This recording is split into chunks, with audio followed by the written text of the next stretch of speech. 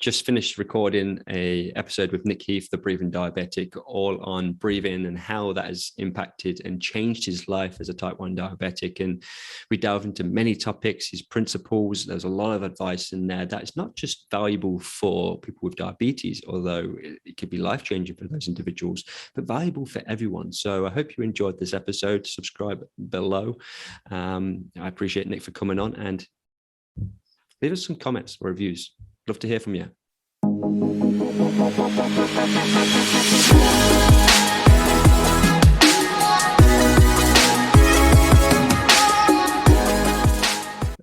Thanks, Nick. Thanks for jumping on the podcast today. I've actually just signed up to your 411 email subscriber list because you're putting out such great creative and scientific content. And I'm like, okay, I'll be happy to get this to my email. How often? Weekly?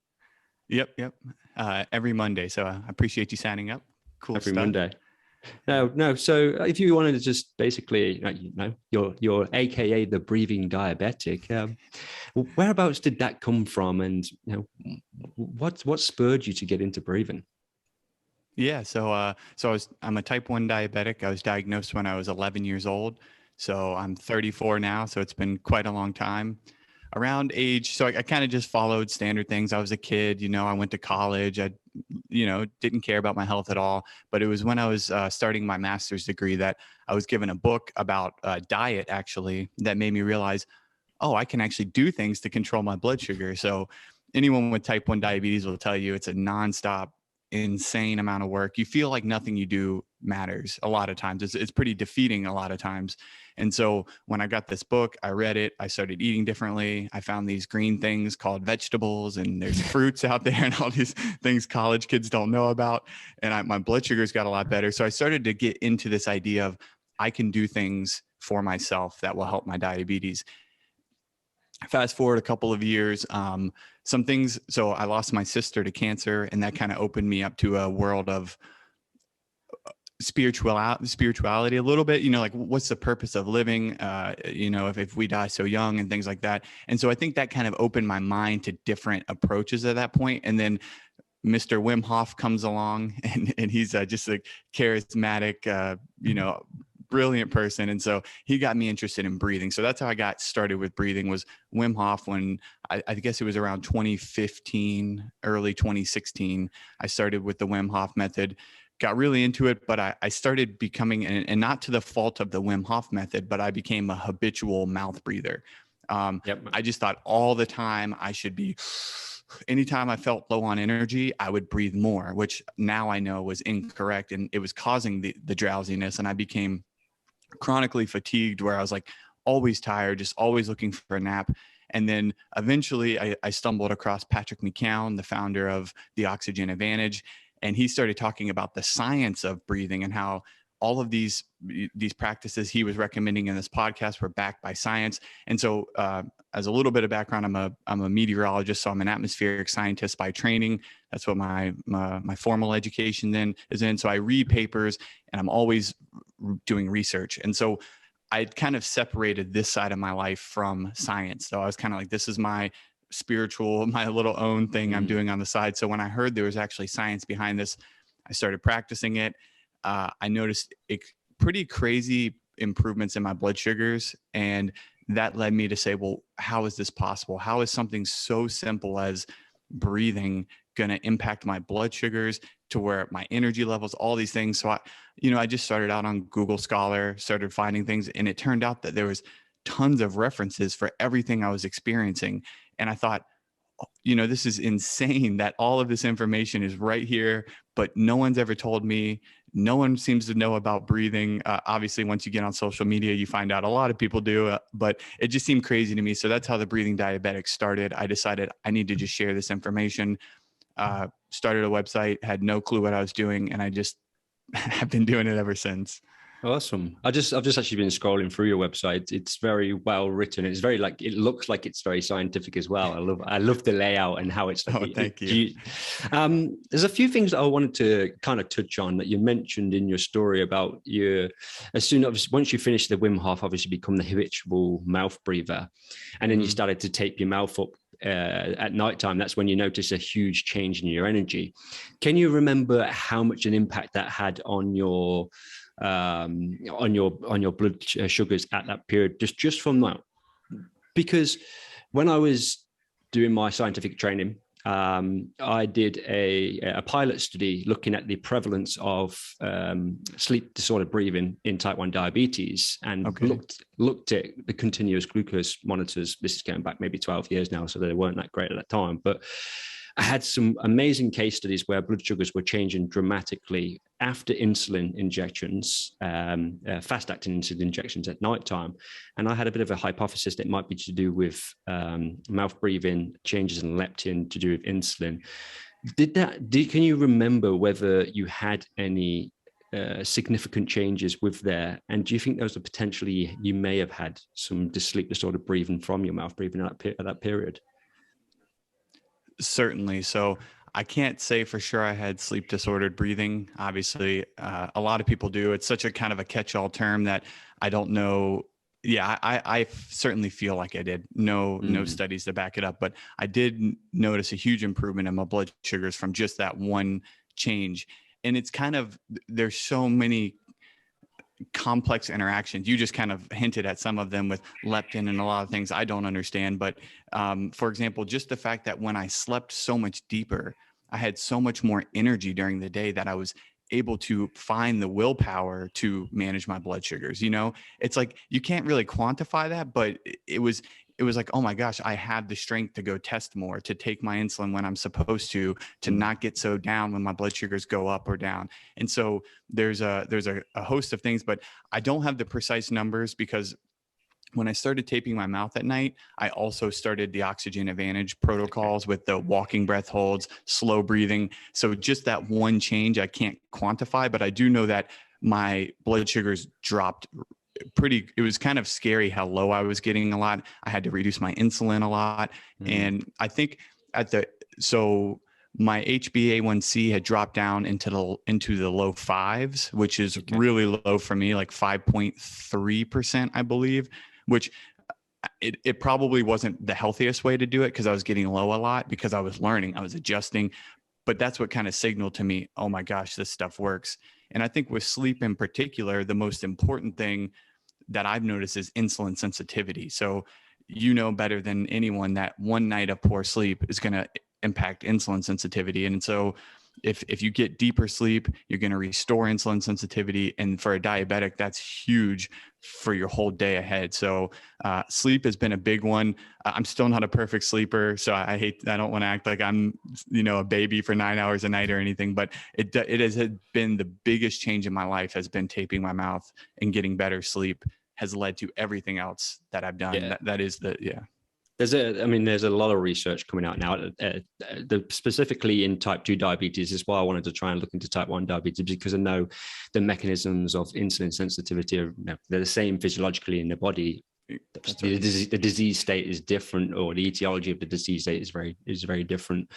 And I think the prevalence of obstructive sleep apnea in type 1 diabetics was between 26 and 40%, which is one in four people with type 1 diabetes, and it's not even being investigated as a first line kind of once you've been diagnosed, okay, hey, we should be screening you for some kind of sleep disorder breathing at nighttime. When it's that high, I think people should. And like you touched on with the energy levels that you have, so you've got the motivation to be able to go get your insulin protocols right, to get your exercise in, to actually want to feel healthy, as well as the other mechanisms on the nervous system side, which I'll let you touch on. So what have you discovered through your science with, I guess, the breathing that you've managed to implement, the better sleep? How is that? What is that doing in the nervous system, and how is that managing your blood levels, blood sugars better? Yeah, so that's the biggest component that I found actually research on for diabetes is the nervous system, and basically just balancing the nervous system. So, we have the sympathetic branch, which is the fight or flight, and then the parasympathetic branch, which is the calming, rest and digest. And so with sleep, with everything, diabetics seem to have a higher sympathetic tone. So if you measure our sympathetic tone overnight, it's going to be higher than a non-diabetics. And that's simply because we're under a chronic stressor of blood sugar fluctuations, of insulin resistance, of emotional stress due to the fact that we're dealing with all of this. And so it's kind of this bombardment of different stressors, and it leads to chronic sympathetic activation, which leads to over breathing, which leads to a lot of things. And so when you sit down and you take some time to breathe slowly, say 5 to 6 breaths per minute for a few minutes a day, it immediately flips the switch and activates the parasympathetic nervous system. So most of the studies I found with diabetes, type 1 and type 2, it's just 2 minutes of something like slow breathing at 6 breaths per minute. And they see remarkable improvements in heart rate variability. So that's kind of one of these catch-all measurements for parasympathetic tone, for resiliency. They see improvements in baroreflex sensitivity, which is another marker of autonomic function and a healthy cardiovascular system. And so basically, though, I guess the big point is that it brings you back into balance. It quiets down that sympathetic overactivation due to the diabetes, and it ramps up that restoring, regenerative parasympathetic nervous system. And that has widespread benefits. And that's why I think sometimes it's hard to quantify all the great things. It almost, I say this a lot, I feel like a used car salesman, because when you start to look into like, what does vagal nerve stimulation do? It does a lot of different things. And you go down these rabbit holes of like, well, if I can do that with my breathing and it does this. And so you can go down all these rabbit holes with diabetes specifically and find out that it's going to help restore insulin sensitivity. It's going to help reduce stress and anxiety. It's going to help with, sleep apnea and things like that. And so by simply just breathing slowly through the nose, you can get a ton of benefits for the nervous system. Yeah, I've just finished reading a couple of papers coming out of the University of Western Australia. They haven't been published yet, but they're part of a Ph.D. Thesis, and they were put on publicly online. And a lot of it was looking at state anxiety, trait anxiety, and CO2 tolerance. So inhalation of CO2 and how that can impact it, and looking at breathing patterns and the sort of things. But one of the things it touched on was looking at a different mechanism to measure vagus nerve activity. So obviously the main one we use now is heart rate variability, but there's so many confounding variables that can cause those changes, whereas they're looking at a Valsalva maneuver. So a quick kind of squeeze, 15-second hold at full inspiration, then when you're relaxing, and you get like this at the very end, you get a kind of overcompensation of the vagus nerve trying to bring blood pressure down, because you've increased blood pressure, you've increased heart rate, and you've caused vasoconstriction to prevent the damage to the vessels. And that is a good indicator of the baroreflex sensitivity. And what they were suggesting is that the people who have high levels of anxiety had a lower kind of change in this, had a less sensitive baroreflex from the Valsalva maneuver. So it's like a new technique that they can actually now look at, which doesn't have all these confounding impacts like the heart rate variability. So I'm fascinated to see where that goes. I'll send you the link to the paper so you can have a read yourself. But yeah, that would be awesome. Yeah. That's one of the biggest. Oh, go ahead. Sorry. Go on. What were you going to say about that? No, I was going to say that's one of the biggest problems with like heart rate variability and baroreflex sensitivity is there are these confounding factors. And if you look at heart rate variability, there's like 100 ways to measure it.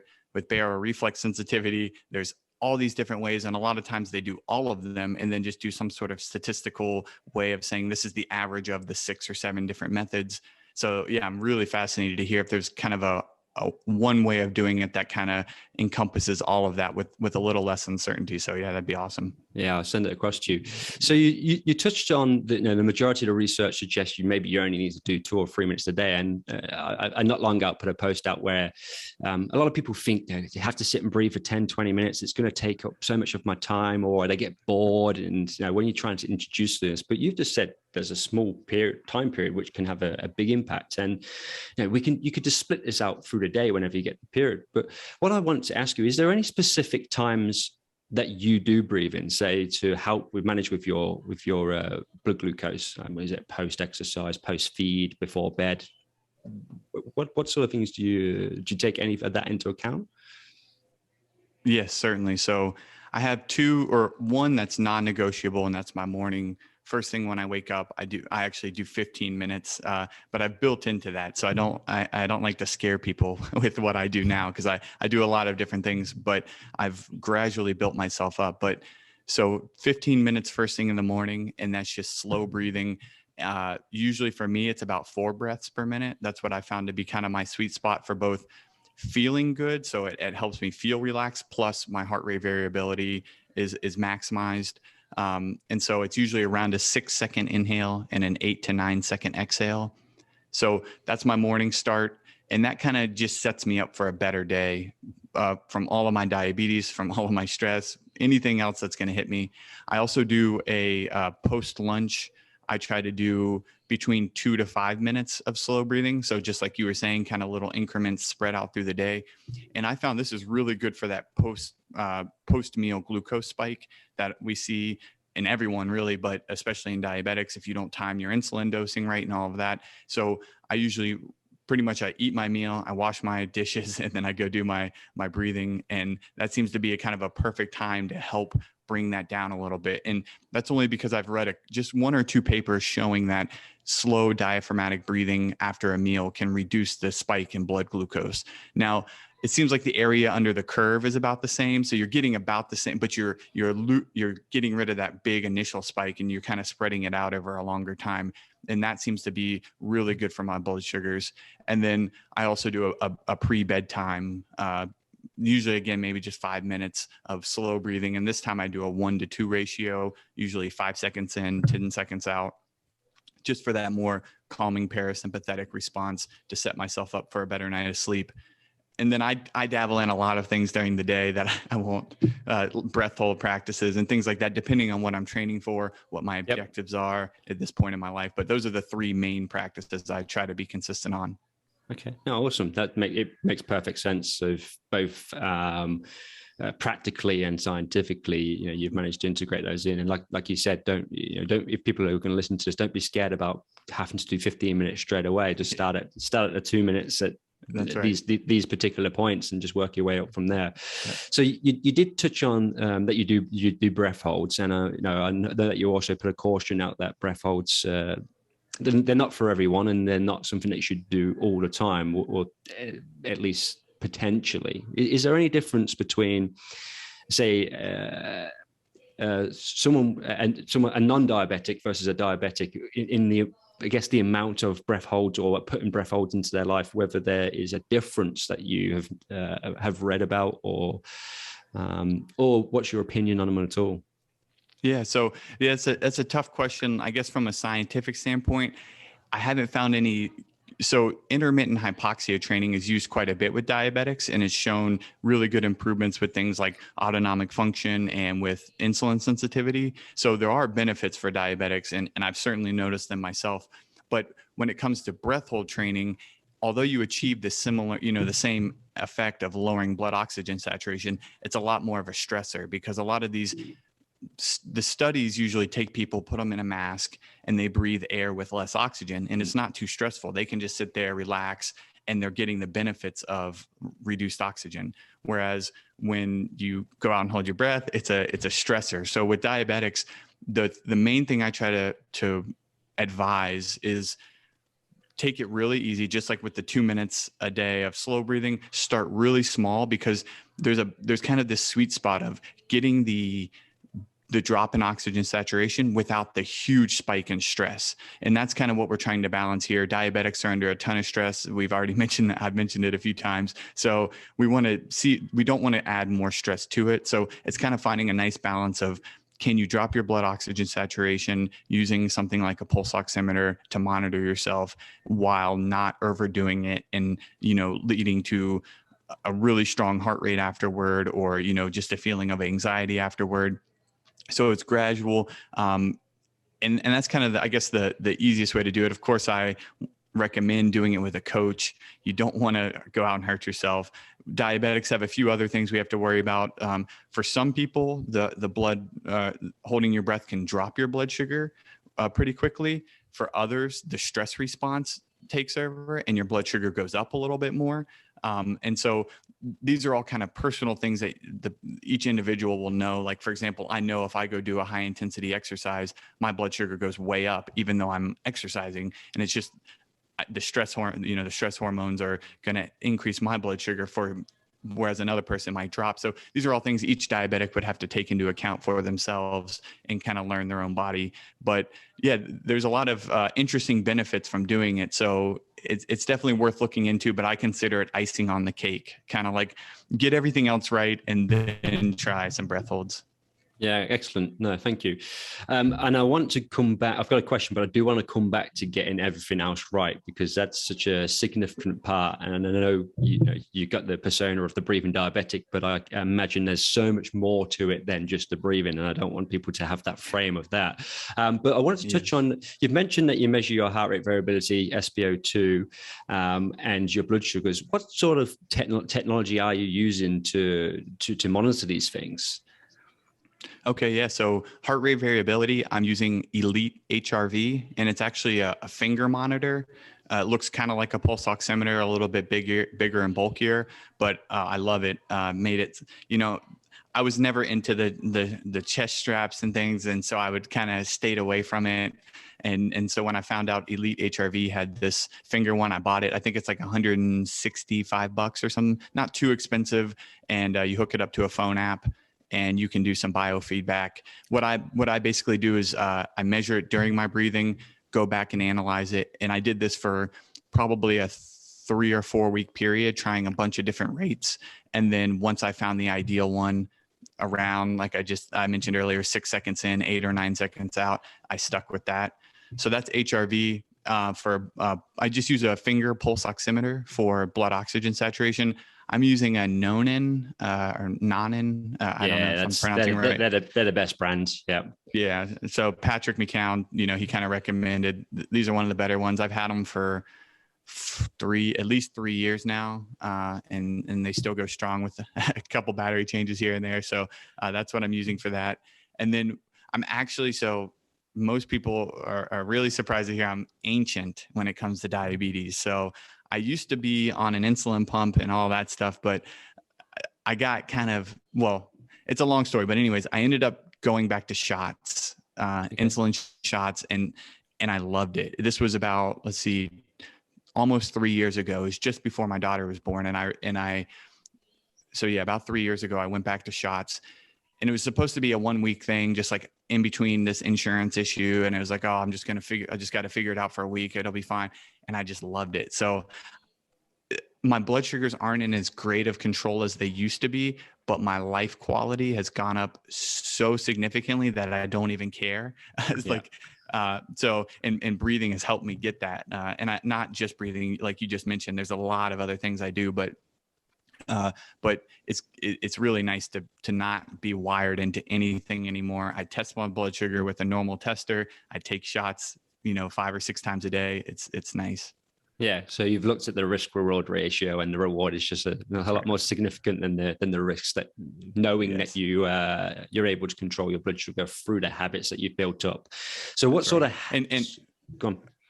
Well, I just want to say, I have a very structured life. So I don't want to say what I do is right. For a lot of diabetics, they need a continuous glucose monitor and a pump.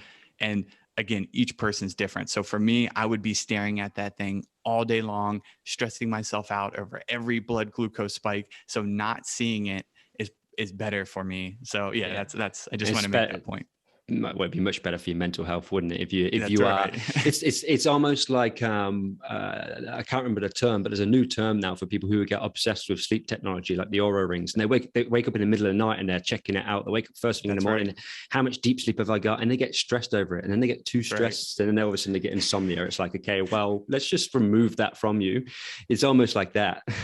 No, it's exactly, and you just nailed it, because I'm one of these kind of type A persons. And so if I have it, I'm going to be staring at it. And I try to stay away from all of it now, because it becomes obsessive. And it's like, yeah, quality of life, you have to take into account, what am I doing this for? And if you're doing it for better health and it's causing you more stress, then you're defeating your own goal. And sometimes I do that with breathing even. So, I have to keep that in mind. And that's why I do try to be very practical and kind of have fun with it, as you see on Instagram, because I try to keep myself grounded. And this is just, let's have fun with it and not take it too seriously, or else you're going to go off the deep end and it'll end up ruining your health, Oh, definitely. I think it's Robert Sapolsky. He's the guy. Is like, if you're forced to do something that's going to cause you to do stress, it can actually remove the benefit from actually doing it itself. Right. That's right. So there's if you're going to sit down for 10 minutes and try and breathe, and you're just getting wound up because you just don't want to, then maybe it's not the right choice at that time, and maybe it's come back to it when you might be in a bit more of a more relaxed state to do it. So you touched on that you have a more structured life. Like, what I'd like to hear some more of the habits away from breathing that you've had to ingrain into your life to ensure healthy blood sugars. Yeah, so I do.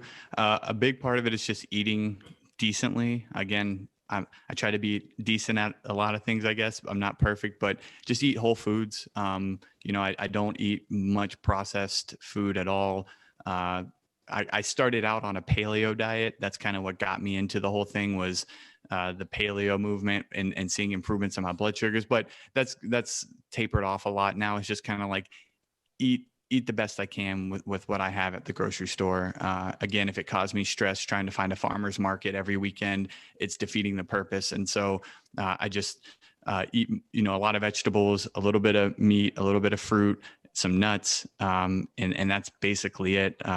So diet's a big one for me. Exercise, another big one. So I try to walk a lot. That's my favorite form of exercise. I can listen to books and walk around. So that's my my go-to. So a lot of walking. I do push-ups and squats intermittently throughout the day, and pull-ups throughout the day. I work from home, so I just keep a pull-up bar outside my office, so that every time I walk out, I need to do one or do something, do some push-ups every time I use the restroom or get some coffee. So little bits of exercise sprinkled in.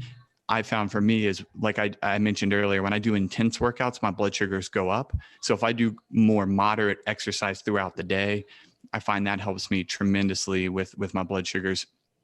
Obviously, sleep. If I can get my sleep dialed in when it's dialed in, that's the best thing I can do for my blood sugars. Again, I live a normal life like everybody. So I deal with the same stressors. I have a baby. There's all sorts of things that mess with your sleep, but I try to prioritize that and keep that structured as much as I can. So I guess reading, reading for me is just like a calming thing. So it kind of I love to just sit down and read. So anytime I can read, it seems weird for a habit for blood sugars, but it's kind of my stress reliever to just kind of sit down, enjoy a book. And that's one of my favorite things to do.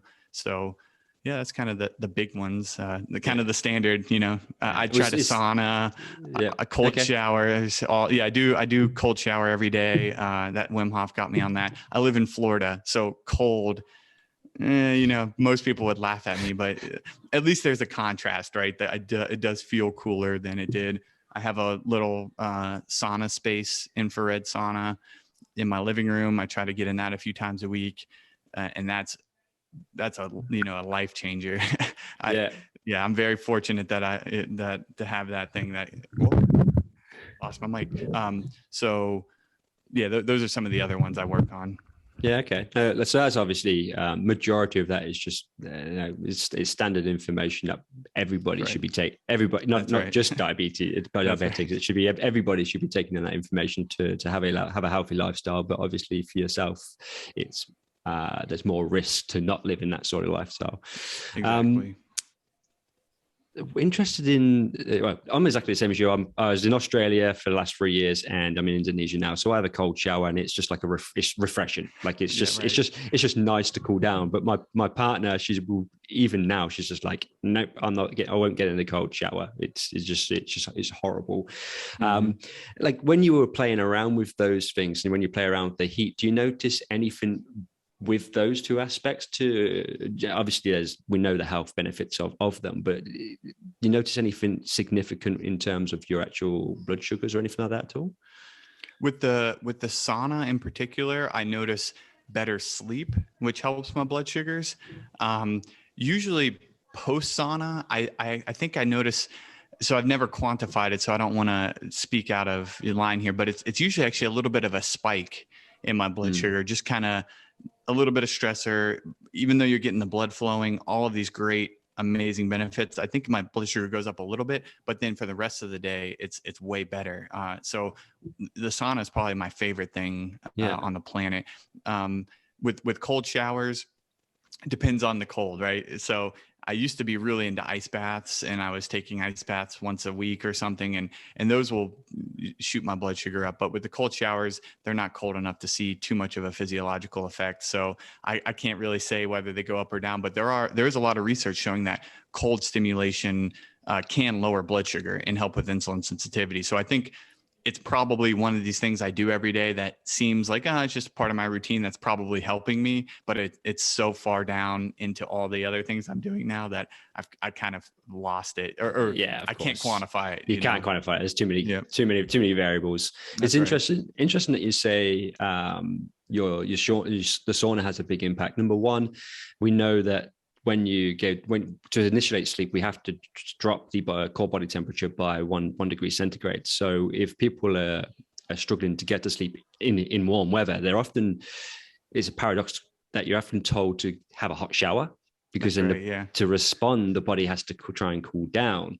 Now, when you cool down, it means that you're going to get more deep sleep, or stage 3 sleep, which is when we actually have pretty much the highest level of parasympathetic nervous activity, and we have the increased release of growth hormones as well, which is obviously having an impact on how the body can utilize insulin and those sort of things. So it's interesting that the sauna does have an impact on your that you found the most benefit from, whether that's quantified or whether it's just subjective. Subjective, it makes sense. It's interesting what you said too, because I think about that a lot with the cold showers and hot shower before bedtime. And I think that's one really interesting thing about breathing, that it's almost counter to that. So when you have an environmental stimuli, let's say a cold shower, your body responds by heating up. Just like you said, sometimes counterintuitively, if you're hot, they tell you to take a hot bath and your body will cool down. And so I always wondered, well, how does breathing, breathing is from within. So you actually slow down your breathing and it calms everything down. You speed up your breathing, it speeds everything up. So it's kind of a reverse of an environmental stimuli. And so you can use these tools to go into environments such as a cold shower and control the response, because you're taking over from within. And so that's where, you can go down some crazy rabbit holes with breathing. Say, if you sit down, if you go to take a shower, you can do certain breathing to help out, or in the sauna, you can do things that help out. So it's a really fascinating way of incorporating it into all of these other practices too. It's amazing how the crossover between psychology, physiology, the ability to control the internal, external. It's like with the benefits of the cold. Like if you shiver, it can increase fat loss. Whereas if you try to withhold the shiver, it more increases mental resilience. It's like it's just changing that frame very slightly, and it has a whole kind of different impact on how it works on the physiology. And that's it's where sometimes where science is challenging to look at just one study and look at the studies, because when we know, like, okay, we can quantify external measurements and we can quantify how someone's doing a certain procedure, but how do we know internally what they're doing? Like, how do we know they're not trying to withhold the stress? Or so it's that's why I think we see so many into individual variability with practically everything, especially breathing. There's so much, where you said earlier, where intermittent hypoxia can cause stress and can cause improvements in blood sugars in others. It's probably due to that. Yeah, and I think that's my absolute favorite part about breathing, is that you can read the science, so you can read a scientific paper, but then you can apply it immediately. Like right now, anyone listening to this can try to tape their mouth at night. And if they sleep awfully for try it for a few days. And if they sleep terribly, then don't do it. It's not right for you, probably. It doesn't matter what the science says. If you don't sleep better, that's all that matters. And so with breathing, it's like that with diets, with everything, but breathing's the most immediate one, where you can implement it wherever you are, see how you feel, and take, the Bruce Lee style, take what works for you, discard what doesn't. And I think that's what's so amazing about breathing research, is that what you just touched on, that we're all different. We all respond differently to different stimuli. And so just try it. Most breathing exercises don't hurt. You can just give it a shot, see if it works for you, and take it or leave it, So I think that's a really fascinating part of breathing. And it's the advantage of you're building that awareness and that intuition as well. It's almost like you're going, it's the interoceptive awareness, isn't it? It's that internal kind of like, okay, I'm acknowledging the state that my internal body's in. I'm aware of it. Whereas so many people who are stressed, they are not aware of it because they're so cognitive and they're so in their mind all the time. Just sitting and breathing allows you to embrace that and build that into your body, which is obviously going to be fascinating when you've got other issues that could be occurring at the same time. Yeah. And that's where you try to, you get into the woo-woo side of it, where, cause you're exactly right. And I think anyone who gets into breathing, whether it be for scientific reasons, health reasons, for spirituality, you end up on all sides of it, because you can't help but feel that side of it too. You can't help but feel the improvements in stress and all of the other resiliency and all these other things. So it's a fascinating tool for health. All right. Thanks, Nick. So I know that you have the breathing principles. We've touched on them probably more in depth, like going into your personal experience with them. So maybe just as a bit of a conclusion, what are the principles, and what would you suggest as I wouldn't say advice for a young diabetic who has just been diagnosed? Yeah. Okay. So I'm reading a bunch of papers. I came across kind of 3 common themes, which are common to basically all the breathing methods, everything you're going to read about breathing. And it's the first principle is breathe through your nose. So we didn't talk too much about the nose, but I'm sure a lot of people listening have heard by now with James Nestor's book and all Patrick McCown and all these people putting out all this information. But the nose does so many incredible things for your breathing that it's the simplest. I call it the 1% that gives you 99% of the results. So just switching over to your nose is going to be the biggest thing you can do to help. So that's principle 1. Principle 2 is breathe slowly. So when you look through all the literature, especially for diabetes, most of the published studies are slow breathing, around 5 to 6 breaths per minute. That's where you're going to see improvements in the autonomic nervous system, in oxidative stress, in stress and anxiety, in blood flow, insulin sensitivity. It just goes on and on and on. So breathing slowly with the diaphragm, slow, deep breathing, that can get complicated too, but you just start by, putting a hand on your chest, a hand on your belly, try to make the one on your belly move and the one on your chest stay still, and you'll get most of the benefits. So breathe through your nose, breathe slowly. And then principle 3 is just to hold your breath. And again, the icing on the cake, that's the one that can have a lot of, it does have a lot of benefits for example, insulin sensitivity, for immune function, which might be why things like the Wim Hof method are so beneficial for curbing immune response. And then it's going to help with oxygenation, because your spleen contracts, which is going to release more red blood cells into circulation. So there's actually a lot of really neat benefits with intermittent hypoxia training. But again, just do it safely, start really small. And the advice I have for most diabetics, so, I get emails every now and then, and I kind of tell them the same thing. Try slow breathing at about 6 breaths per minute. Use a phone app or something, make it really simple. And in 2 minutes, just try 2 minutes in the morning and 2 minutes before bed.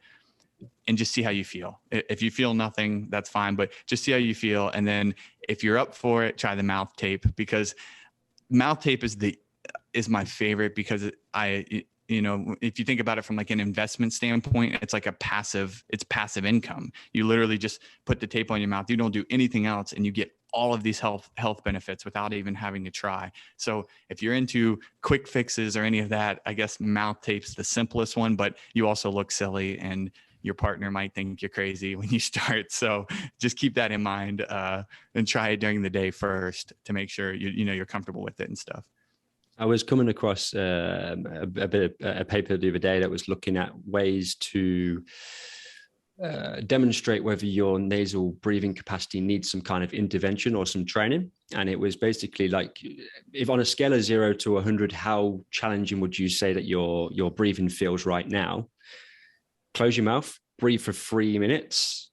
If it increases to above 50 on that scale, you need some kind of intervention, which means that might be a good indicator of whether someone's going to be uncomfortable using a mouth tape at nighttime, and whether they should probably just practice nasal breathing first to develop the capacity to breathe through their nose before trying that. So just to touch on, add on top of what you just said there.